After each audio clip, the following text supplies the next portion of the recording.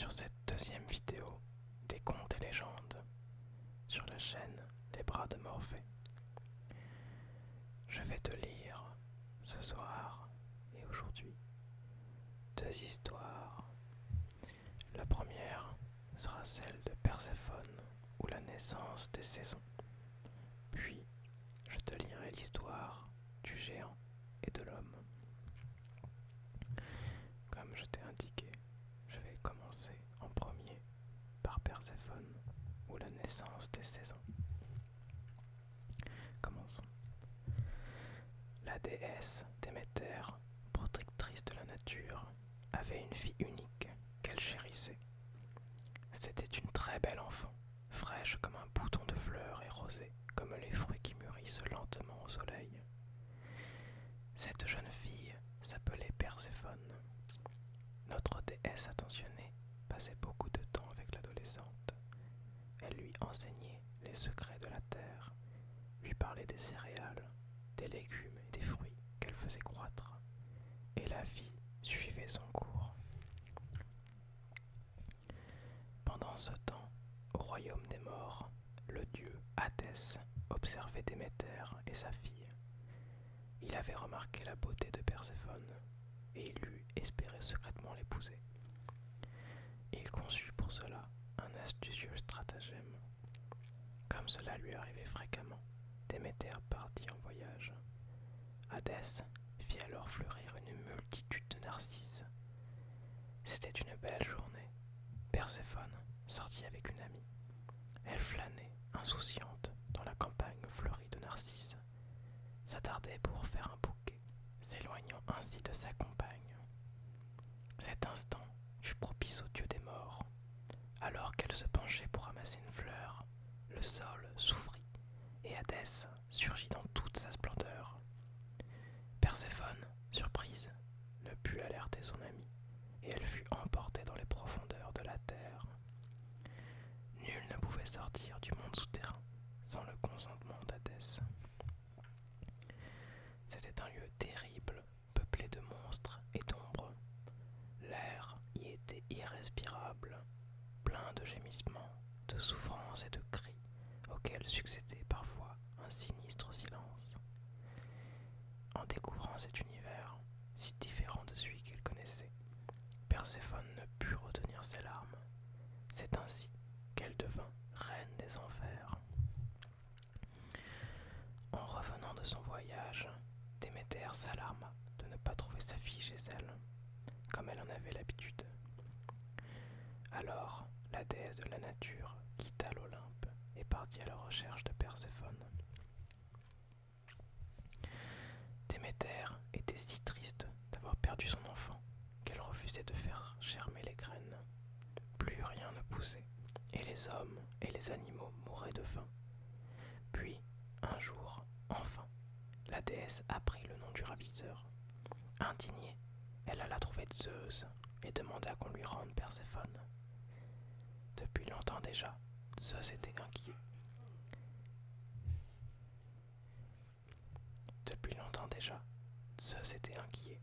La terre avait trop souffert de cette situation. Il prit donc parti pour la déesse. Mais rappelle-toi, si ta fille goûte aux fruits de l'empire des ombres, elle ne pourra pas en ressortir. Et aussitôt, Zeus ordonna au dieu des enfers de relâcher la captive. Malheureusement, Perséphone avait déjà mangé quelques grains de grenade. Hadès refusa alors de la libérer complètement.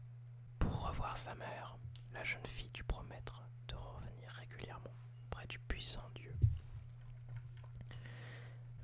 Lorsque Déméter retrouva enfin son enfant, elle laissa éclater sa joie de la plus belle manière qui soit.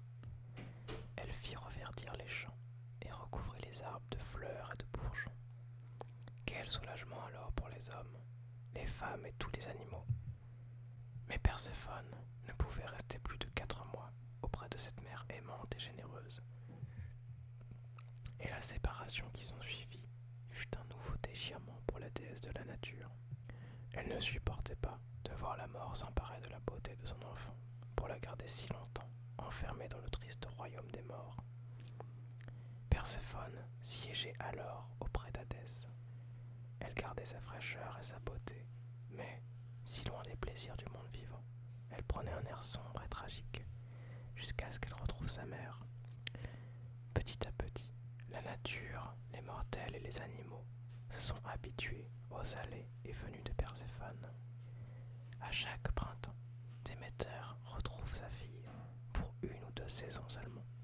Et alors la nature, si triste en hiver, reprend la vie. Fin de l'histoire Perséphone ou la naissance des saisons. Je vais donc pouvoir enchaîner sur la deuxième histoire qui, comme je te disais, se nomme Le géant et l'homme. Un homme pêche au bord de la rivière. Soudain, alors qu'il relève la tête, attentif au moindre animal susceptible de passer dans les environs, il voit se dresser à l'horizon la silhouette d'un homme immense, un géant. L'homme est très effrayé. Il va me tuer, pense-t-il. Comment faire pour lui échapper? Je pourrais peut-être faire semblant d'être mort, raide, gelé. Et le voilà qui s'allonge par terre, feignant la mort. Au moment où le géant s'approche, l'homme retient sa respiration. Le géant se penche sur le corps pour entendre si l'homme respire. Pas un souffle.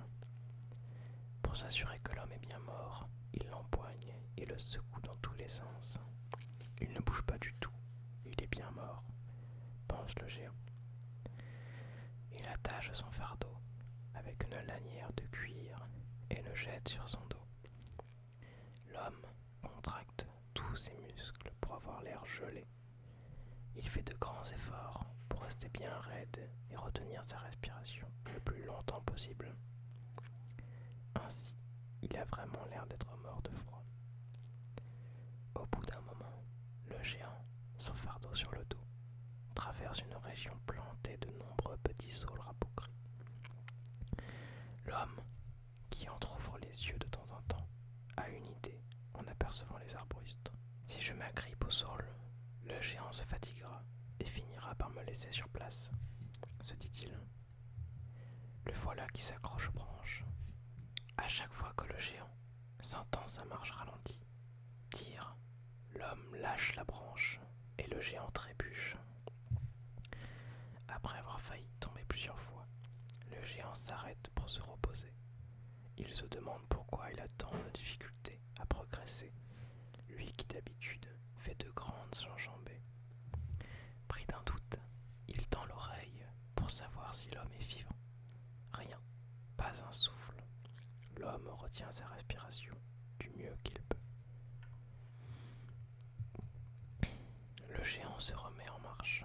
L'homme, à nouveau, s'agrippe de toutes ses forces au sol et les lâche à chaque fois que le géant tire. Le géant trébuche encore et finit par s'épuiser.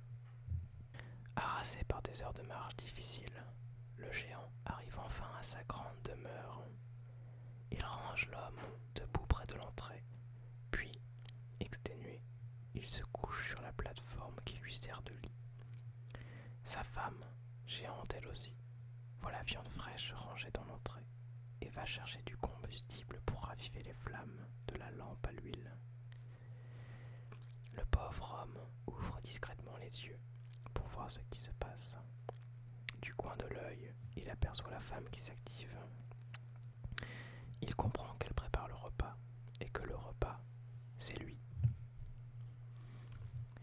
Les 2 grands enfants du géant, qui jouent à côté de l'homme, le surprennent et s'écrient d'une même voix.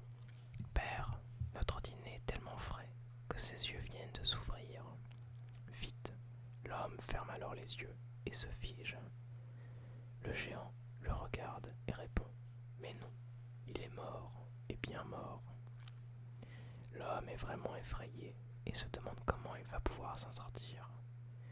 Il ouvre à nouveau les yeux, le plus discrètement possible, et, sans bouger la tête, cherche un moyen de s'échapper.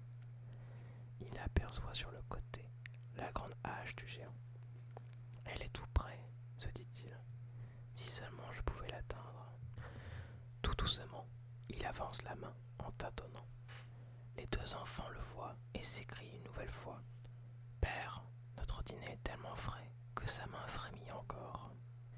Vite, l'homme remet sa main en place et se fige. Le géant, déjà couché sur la plateforme, jette un coup d'œil et répond. Mais non, il est mort, et bien mort. Qu'on ne me dérange plus maintenant. Allez jouer dehors. La marche a été longue et difficile, et je dois me reposer. Le géant, enfin seul et tranquille, s'endort.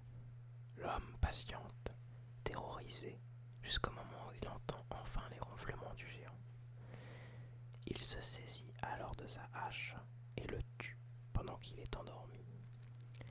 Il passe la tête par l'entrée et, regardant à droite et à gauche, aperçoit la femme qui s'affaire au loin. Ni d'une, ni deux, le voilà qui se met à courir le plus vite possible. Les enfants du géant voient la scène et interpellent leur mère en criant. « Mère, notre dîner est tellement frais que ses jambes continuent à courir. » La géante se retourne et voit le repas s'enfuir. Elle arrête aussitôt sa tâche et part à la poursuite de l'homme en hurlant. Grâce à ses grandes jambes, elle gagne rapidement du terrain. L'homme la sent sur ses talons, mais ne peut accélérer. Si je donne de grands coups de hache à cet endroit, le sol se fendra peut-être et engloutira la géante. Le voilà qui frappe le sol de toutes ses forces avec sa hache. Le sol se fend alors et une rivière en jaillit. L'homme saute sur la rive opposée et attend. La grande femme arrive bientôt, mais la rivière est devenue si large et le courant est si fort que la géante doit s'arrêter. Comment l'as-tu traversée? En la buvant tout entière. Alors, la femme commence à boire et à boire, jusqu'à ce que la rivière ne soit plus qu'un mince cours d'eau. L'homme lui dit « Il en reste, finis-la ». Alors la femme se remet à boire, et plus elle boit, plus elle gonfle. Alors qu'elle est déjà énorme, il lui dit encore « Il en reste, finis-la ». Au moment où elle finit la rivière, elle est tellement énorme et sa peau tellement tendue par l'eau absorbée qu'elle finit par exploser, projetant dans l'air des milliers de fines gouttelettes d'eau. C'est ainsi que le brouillard a été créé. L'homme reste sur place longtemps, car il y a tellement de brouillard qu'il ne sait plus dans quelle direction aller. Enfin, le vent se lève et dissipe peu à peu le brouillard de la grande femme. L'homme peut rentrer chez lui. Voilà ce qu'on nous raconte à propos du géant et de l'homme. Fin de l'histoire. J'espère que ces deux histoires t'auront plu et que tu as pu peut-être trouver le sommeil ou t'être détendu au maximum. Je te retrouve dans une prochaine vidéo pour de nouvelles histoires. Bonne nuit ou bonne journée, selon le moment où tu regardes cette vidéo.